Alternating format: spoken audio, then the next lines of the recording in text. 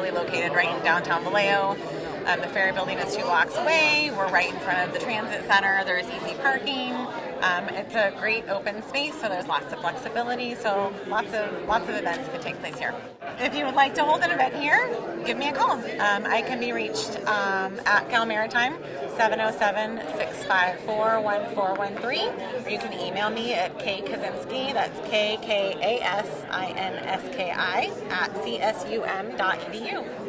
Good evening, everybody. My name is James Cooper. I am the President and CEO of the Vallejo Chamber of Commerce, and I would like to welcome you to our local reps meet and greet.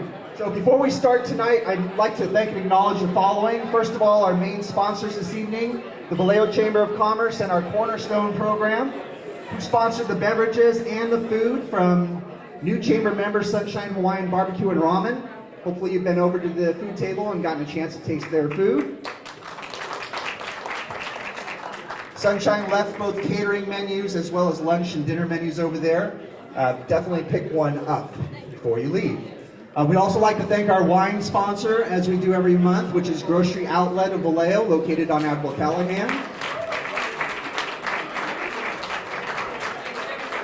We'd also like to thank our beer sponsor, Napa Smith Brewery, for providing the beer tonight. And we'd like to thank our host, the Anchor Center. So the Anchor Center is a new downtown meeting space created by Vallejo's California State University Maritime Academy. If you're looking for a place to hold a meeting or an event, please consider this space. It's a great location downtown. There's lots of parking, and there's multiple rooms in this facility. If you are interested in more information, there is a brochure that's located over here with the table, and Krista Kaczynski, the facility manager, is also available to answer any questions.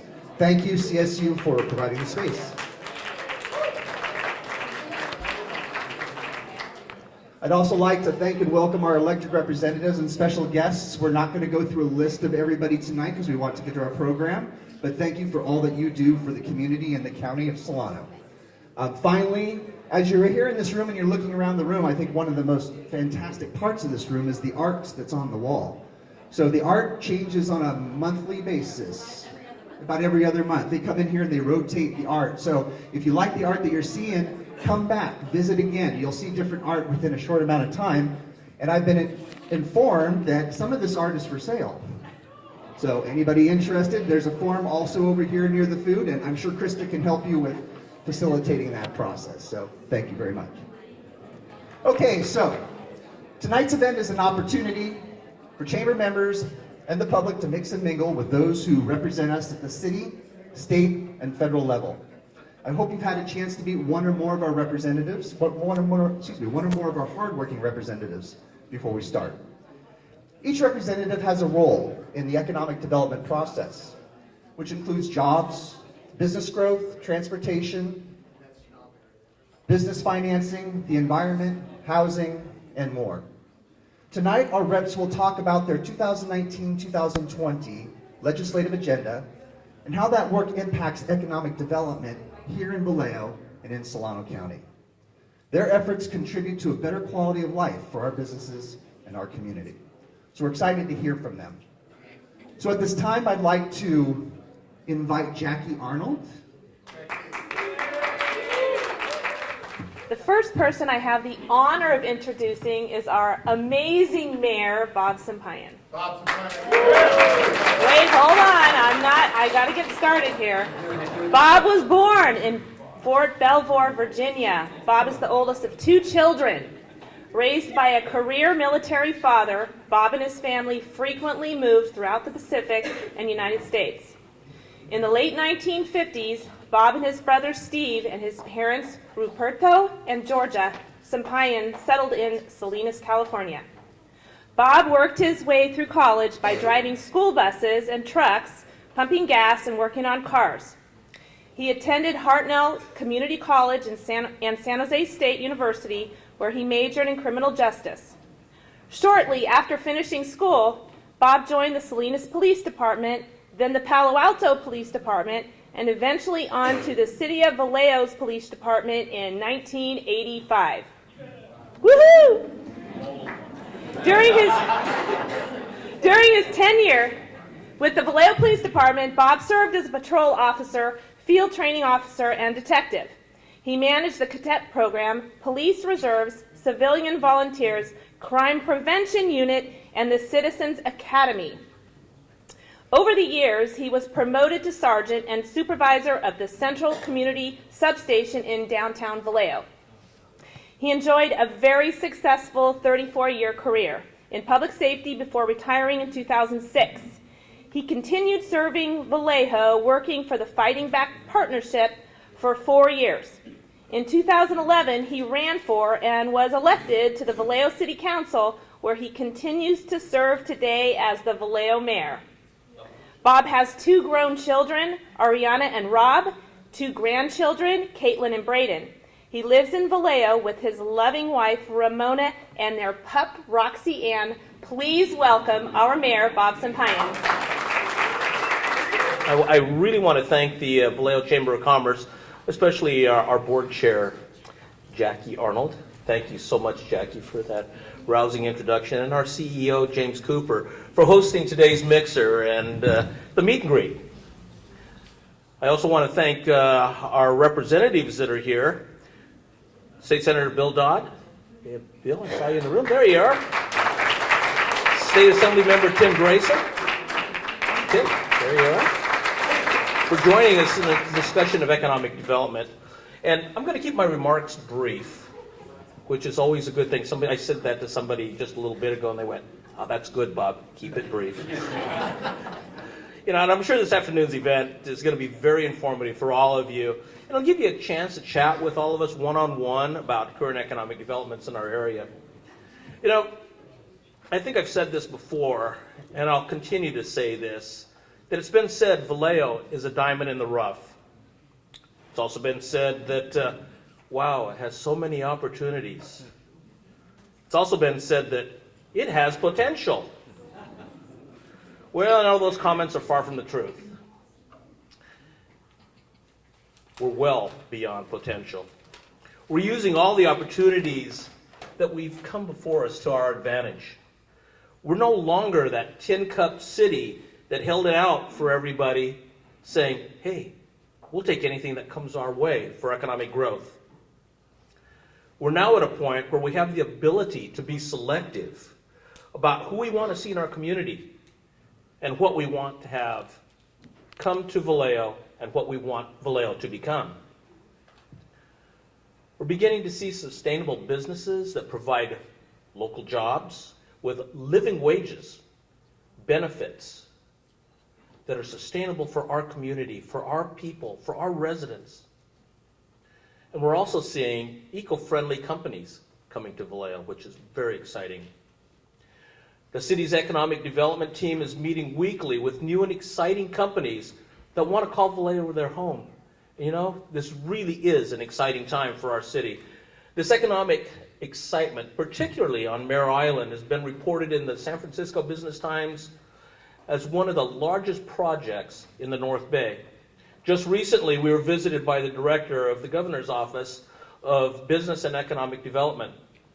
Director Lenny Mendonça spoke highly of what we're doing to promote economic development and our use of opportunity zones to attract business. Director Mendonça said that we're the perfect example of what opportunity zones can do for a community, and he praised the city for how we're using the program to attract businesses in 6 areas here in Vallejo.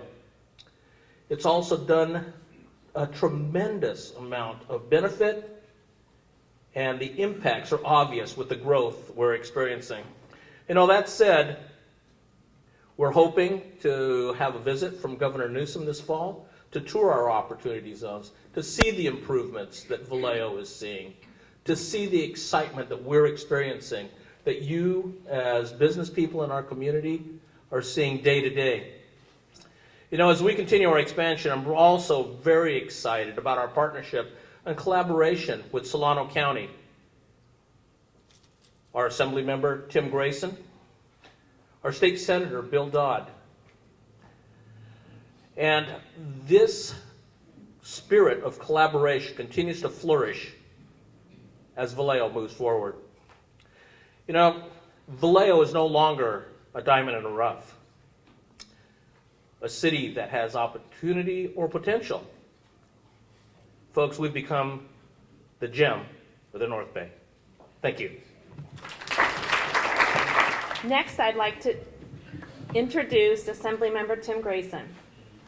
Assemblymember Tim Grayson was elected to serve in the California Assembly in 2016, which includes portions of Contra Costa, Vallejo, and Benicia. In 2010, Tim was elected to the Concord City Council, and 2014-15 served as Concord's mayor.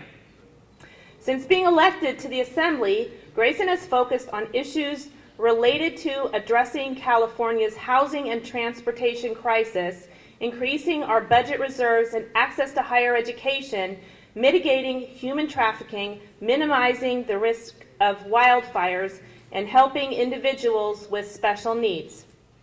17 of Bill Grayson's authored in his first term were signed into law.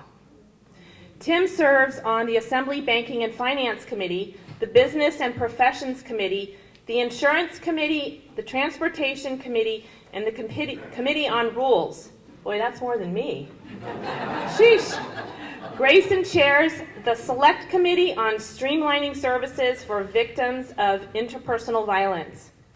Tim continues to serve as the Concord Police Department's Critical Response Chaplain since 2007, providing emotional support and counseling to first responders, victims, and their families during and after traumatic events.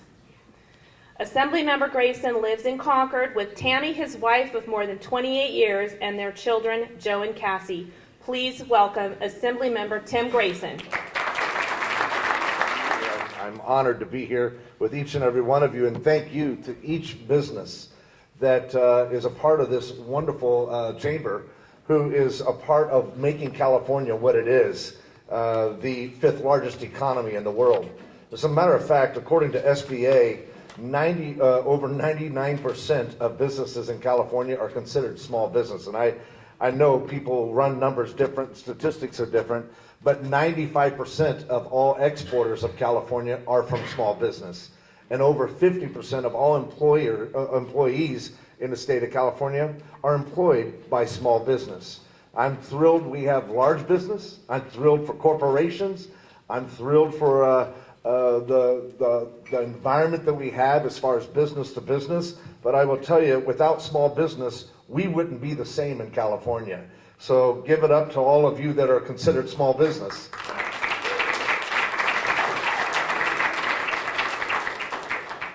When we talk about, and I go back to my roots, you start talking about economic development and sitting on city council and working with our economic development department. I go back to those days and I think about it, and then I look at the experience that I've been able to have for the past couple of years up in Sacramento, and I realized that going from one to the other, someone asked one time, what's the difference between local government and state government? And I said, well, two things, volume and speed. When I was on council, I mean, I was thrilled after death to pass 5 ordinances in a year. Up there, we're looking at almost 5,000 bills within a session. So it's quite different in volume. And then speed is just lightning fast where we're at. But as the mayor had already mentioned, being able to create that synergy of partnership on whatever level of government it is, it gives us the opportunity to work together in a way that produces results. And what I mean by that is the lesson that I've learned between both local and state is that when you start siloing things and you disconnect, that's where things don't come together and results don't happen. But when you can break down silos, then you can address issues holistically. For instance, when talking about economic development, in my mind and from my perspective, I see housing, I see workforce education, and I see infrastructure all being connected together. To have one or even two, but miss one or miss two, and economic development is almost impossible to achieve. We talk about housing, and when we talk about it, a lot of folks are hearing we need affordable housing. And I support affordable housing completely. We absolutely need to take care of affordable housing to address many, many issues, whether it's wraparound services with that housing for homeless, or whether it's just addressing people that just can't afford the rent and the cost of living anymore. But I also believe that we should expand that conversation and broaden our conversation around not just affordable housing, but housing that's affordable. If you really want vibrant economic development, you've got to have workforce housing. That's blue-collar, hard-working men and women that have access to housing, whether it's renting or being able to buy for the very first time and get into ownership. So that's a part of economic development, and that's in housing. Working hard in that area, all the way back to 2017, my first year as an assembly member, being able to push forward and get a Bill 879, which was a simple little study bill on fees and how fees can impact. And let me tell you, there is a real reason why we have fees on a local level, because without them, you couldn't fund infrastructure, the streets and the sidewalks. But also, we need to be able to justify those fees and understand how it impacts development, and to be able to be a partner with developers rather than adversarial relationships. So being able to address fees, or being able to talk about the studies and transparency. So different bills that I've carried in housing that call for that. Also being able to work on issues of workforce education. I remember back when I was in high school over a half century ago. Anyway, I remember back when I was in high school and we had access to career technical education. In other words, in my day it was called industrial arts. It was being able to get out of the regular classroom and get into a shop. And whether it was rebuilding an engine or whether it was actually building a house or whatever it was hands-on. We were graduating from high school and able to go straight into an apprenticeship program or be able to go into a career. And to be able to bring those things back into our schools and give our students access to workforce training, to be able to have career technical education back in our schools. For the last 2 years, I have fought for over $400 million to be poured into our schools, earmarked specific for CTE. Still trying, and we're going to do it again next year until we finally get it through. Because I think that's important as far as being able to have a workforce that's available for the businesses that want to come into your community. And then thirdly, infrastructure. Being able to talk about it, but not only talk about it, actually provide it. Because without sidewalks, without streets, you can't move people and you can't move commerce, you can't move goods. And that is imperative to economic development, to be able to have an infrastructure that actually works in your favor as a business, to be able to get customers to your storefront, or to be able to get your goods out to where they have purchased and expect delivery is paramount and imperative to being able to have vibrant economic development. But then you also need the partnership. You need the partnership of electeds. You need the partnership of public and private. You need the partnership of community engagement. And when you can bring all of those elements together, breaking down silos on every level, and be able to connect and create that network, which is what happens right here with the Chamber. This is what you're doing tonight. Much thanks to the Vallejo Chamber. Much thanks to, oh, by the way, Admiral Cropper for bringing this very venue and facility to downtown. That's exactly what we're looking for. These kind of things to happen right here in Vallejo. And you're absolutely right, Mayor. You are a gem. You are a gem of the North Bay. But taking Vallejo from a dot on the map to a star on the globe is our goal. Thank you very much. That's great. Thank you so much. Wow. Who's next? Next, I'd like to introduce California State Senator Bill Dodd. Not yet. You gotta hear me speak for a minute first. Elected in 2016 to represent California's 3rd state Senate district, Senator Bill Dodd is a 5th-generation Californian and lifelong resident of the district where he grew up on a small family farm in Napa County. California's 3rd district includes all or part of 6 counties, including all of Napa and Solano counties. He served in the Assembly for 2 years before getting elected to the Senate and was on the Napa County Board of Supervisors for 14 years before that. Prior to entering politics, Senator Dodd was a successful small business owner for over 25 years. He owned and operated one of the largest Culligan water operations in California and was president of the industry, state, and national trade associations. Senator Dodd graduated from Chico State. Bill and his wife Mary live in Napa and have 5 grown children and 9 grandchildren. Please welcome Senator Bill Dodd.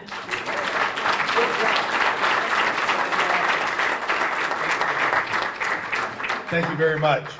Boy, what a great evening tonight. Thank you very much for having me. This is just not only just to be here, I'd come anytime for any chamber, but to get out of Sacramento, this is really deluxe. So thank you very much. I love it. I think Tim shares that feeling with me.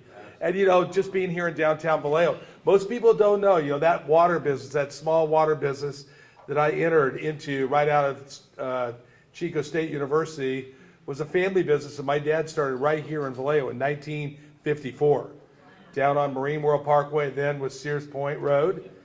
And we were there for 45 years before we moved to a much bigger operation in American Canyon. And we were members of this Chamber of Commerce for 45 years, and maybe even longer, because when I sold the business, I don't know how long they hung on, but I was always a believer in chambers because I learned so much from people that were in business. And I think that's what it's about, networking. You want to surround yourself with people that do something like you do, and those people that generally do that in chambers are successful business people, or at least networking, know what's going on in our community. So I tip my hat to all of you for being here. And it's, a lot of times with family, it's after work hours, it's hard to get to a mixer or something, but here you are. So thank you very, very much for being here tonight. I want to thank Admiral Cropper and his, Bob and his, their wonderful staff for, hosting us this evening, and the students, of course. How can you forget the students there? And, I think there's been a lot of superlatives or, potential for Vallejo. I'd rather look at Vallejo as the little train that could. And you know what? It's no longer, I thought I could. Or no, it is, I thought I could. Gee, how'd I blow that line? But, we were always thinking we could do it. Back, when I was in business here, when Mare Island first came, this was the big opportunity. There was a lot of opportunities, but there was always something. The economy, I don't believe that's going to happen. And we're all going to be saying, I thought we could, because we are getting there. We've heard about opportunity zones from Mayor Bob. We've heard also about it from Tim as well. These are important programs for the future of Vallejo. In fact, I'd like to thank my district director, Tom Bartee. He has a different title. I was not stuttering. Yeah, so he's got all our district offices. I have 4 district offices. Everybody just looks at Tom as, Vallejo. But he handles all my district offices, does a great job. And I'm here to tell you, my office, with Tom at the helm, Mare Island would not have been in the opportunity zones if it hadn't been all for the work that he put in on my behalf, our team's behalf, and working with the city of Vallejo. So Tom, thank you very much.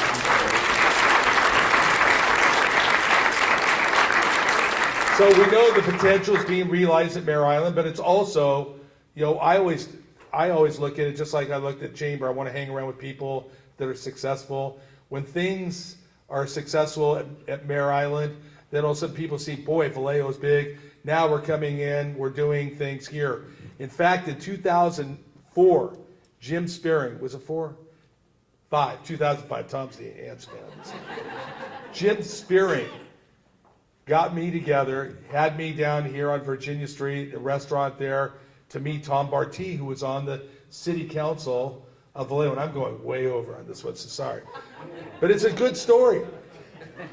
We're saying, hey, how do we get the rail from Napa for that spur from Napa. How do we get it all the way here to the Vallejo Ferry? Let me tell you what's happening, and I really believe right now we've got the Highway 37 expansion. That is going to happen. We were able to get the money for environmental and engineering in there. It is going to happen. Film at 11. But also, I really believe that, with that, perhaps a ferry service, from Larkspur to over here, so we've got that connection. But I think it's incredibly important that we have connectivity from Vallejo to the hub, which would be at Napa Junction in American Canyon, a train, rail spur to Sonoma County and Marin County, one out to Suisun for the Capital Corridor. I mean, this is exciting stuff, being able to move people without getting into these cars, reducing greenhouse gases. It is a win-win. And I'm telling you, I'm in it to win it in this thing. So I met with Tom. So we did that. We talked about this in 2005.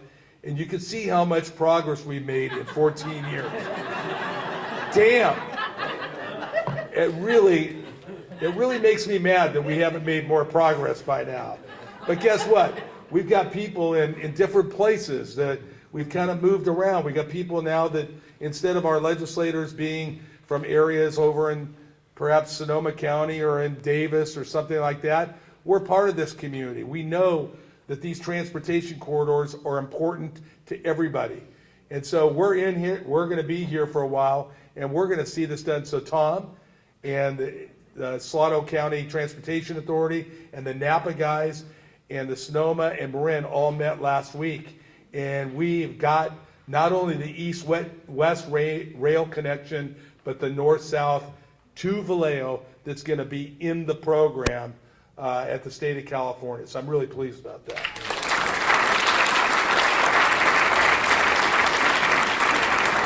So now that I've butchered all my talking points and took all my time, Tom, sorry, I'm not going to read it all. But look, we are really poised for success and other things. We've got 6 federally designated opportunity zones, including Mare Island, which we've already talked a little bit about. Maybe later people have questions about these. But these create opportunities for investors to come in and do some really nice things. Things that will create housing. Isn't that a big priority for the state of California? Creating jobs. We're not really talking about minimum wage jobs. We're talking about jobs you can have where people can feel secure, retirement security, those type of jobs. And so I'm really excited about what those can do. I'm really excited to be able to work with the city of Vallejo, Solano County, and my counterpart in the legislature. And also it's going to be really incumbent on us to be able to work with the Governor's Office of Business and Economic Development, aka GoBiz, and also the Chamber of Commerce. And James, you've been doing a great job, as has your board of directors. I'm done. Thank you very much for having me here tonight. Subcommittee that I chair is the Select Revenue Subcommittee, and that's the one that does all of the tax provision. So the first thing that when we were told that we were going to look at this and have a hearing on opportunity zones, the first thing I said was someone from Vallejo is going to be there.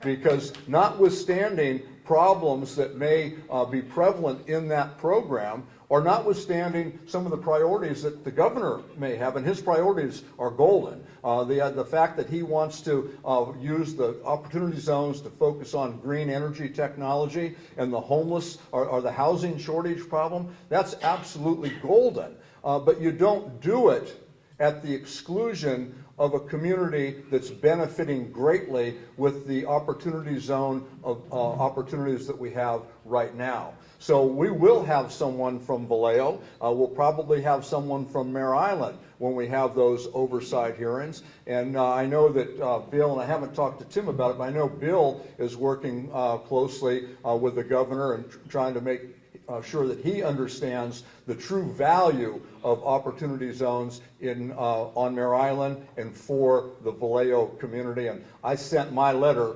Bill, I think you got a copy, I sent my letter to the governor this week.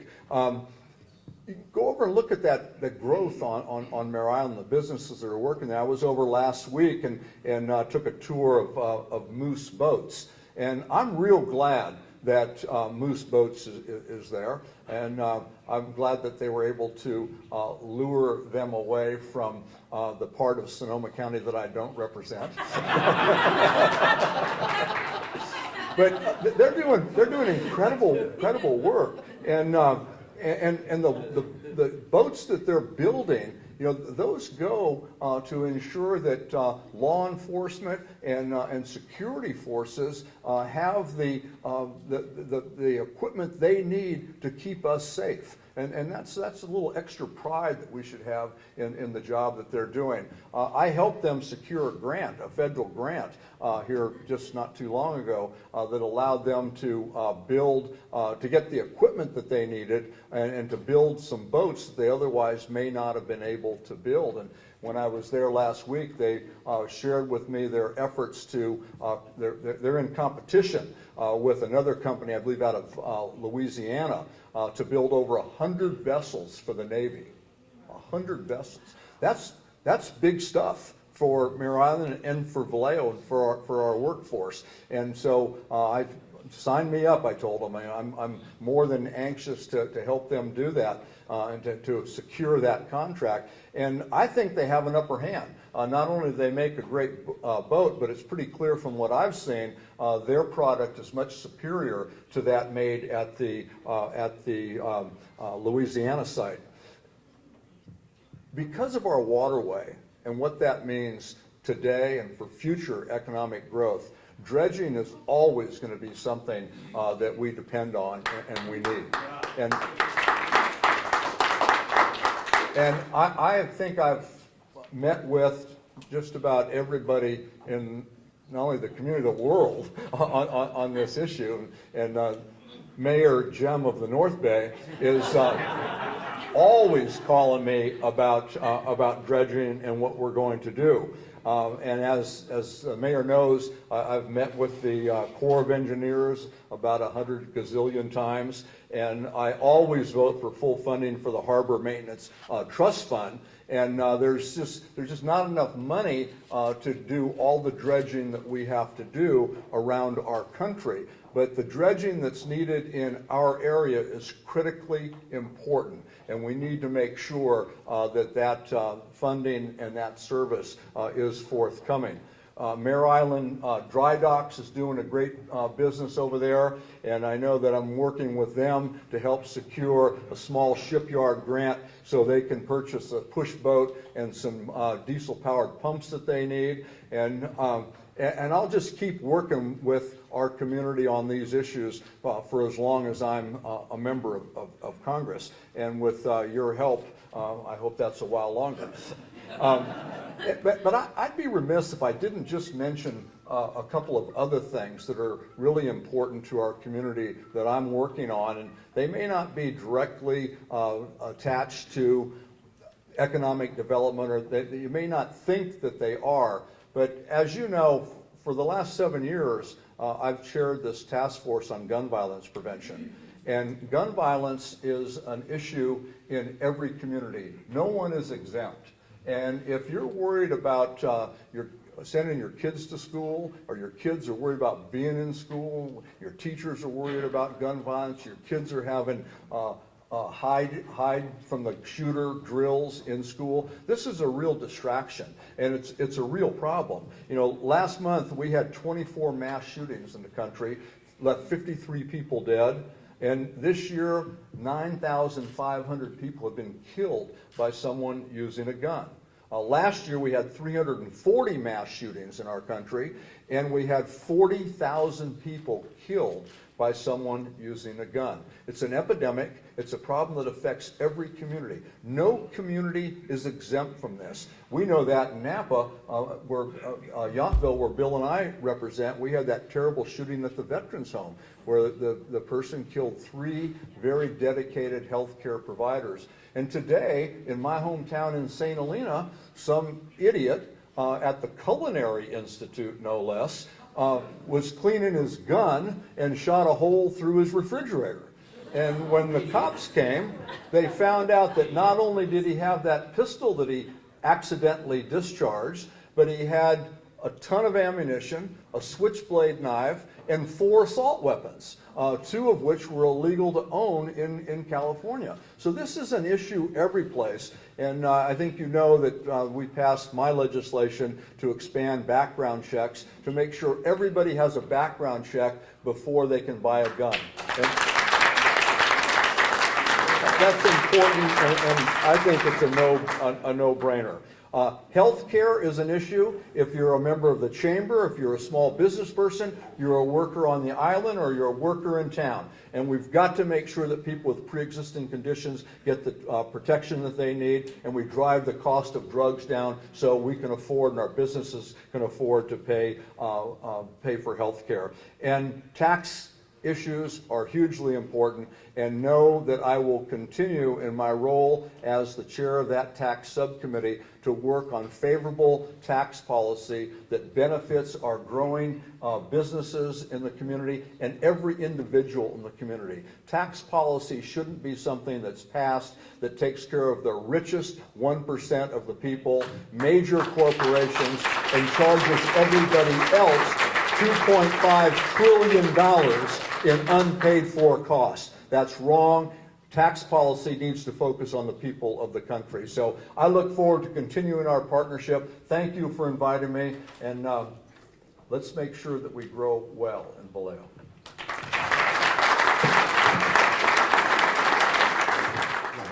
Again, James Cooper with the Vallejo Chamber of Commerce. Thank you all for being here tonight.